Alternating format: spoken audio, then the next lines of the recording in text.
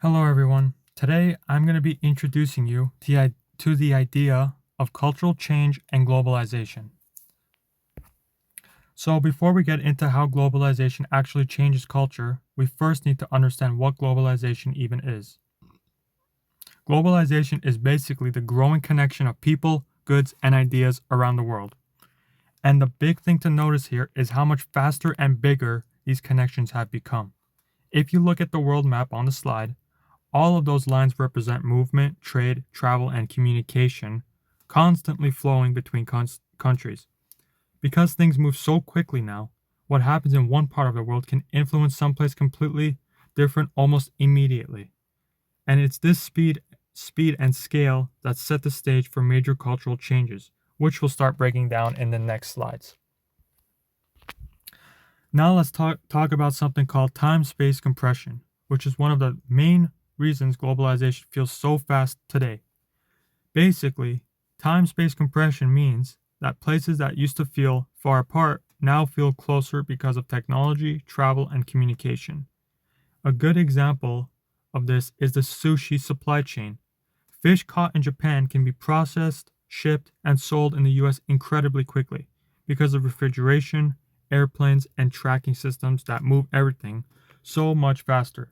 And because of these global connections, moving at this speed, cultural ideas, foods, and trends spread almost instantly across the world.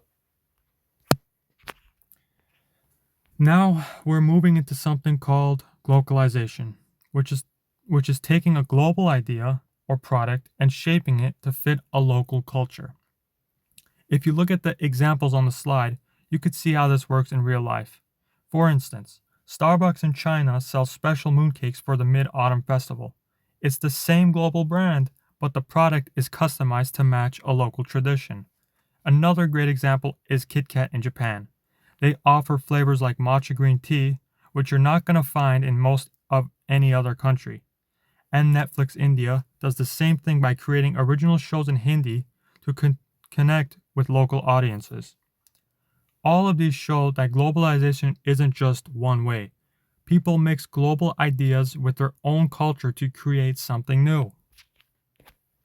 Now, synchronism, which is just a fancy word for what happens when elements from different cultures blend together to create something new.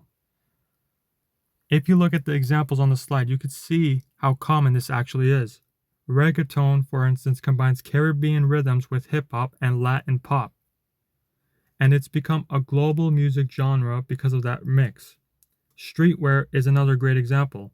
A modern street fashion blends Japanese design with American skate and hip hop influences, creating a style fans all over the world recognize. And even shows like the Avatar: The Last Airbender mix Japanese inspired animation with Western storytelling. All of these examples show how cultural blending doesn't replace traditions, it transforms them into something entirely new. All right, so now we're going to break down how a global supply chain actually works, using sushi as the example. So it starts with the fish being caught at a fishery in Japan. From there, it goes into a processing facility where it's cleaned, cut, and packaged.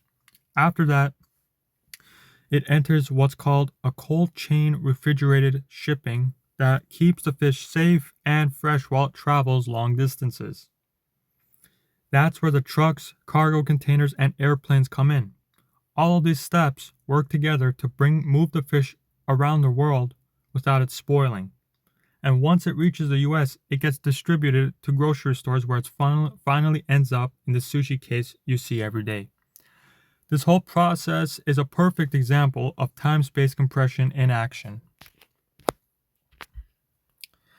Now let's look at how globalization spreads media and ideas, which might be the part you experience the most in your everyday life. If you look at the images on the slide, you can see how platforms and fandom networks link people across the world. Think about things like K-pop, anime, or viral social media trends. These don't stay in one country, they spread globally almost instantly. The internet lets fans connect with each other no matter where they live, and that creates communities that share music, languages, and styles. And as people remix these influences, new global trends start to form. So globalization isn't just about products moving around. It's also about how fast ideas, art, and creativity travel and shape cultures everywhere. So now let's take a look at some of the positive effects of globalization, because there really are a lot of benefits that show up in everyday life. If you look at the slide, you can see a few examples. One of the biggest positives is access. We're able to enjoy foods, products, and media from all over the world that we wouldn't have otherwise. Whether that's trying new international cuisines, listening to global music, or watching shows from different countries. Globalization makes all of that possible. It also increases creativity. When cultures interact, people combine ideas in new ways, which leads to things like fusion cuisine or global music collaborations. And finally, globalization helps people learn about other cultures, which can build an understanding and connection across countries.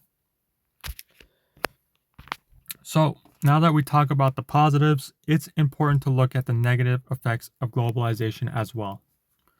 If you look at the images on the slide, you could see a few examples. One major issue is cultural loss. When a global brand spreads everywhere, they can push out local traditions or replace small businesses. A lot of local restaurants and shops struggle to compete with huge international chains. Another problem is economic inequality. Big corporations often profit on a global scale, while smaller communities don't see the same benefits. There's also an environmental cost. Cargo ships, factories, and constant shipping produce a lot of pollution and waste. And finally, globalization can create power imbalances, where wealthier countries and companies end up shaping what cultures and products become popular worldwide. Alright, so to wrap everything up, let's bring all of these ideas together. Globalization connects people, goods, and ideas across the world.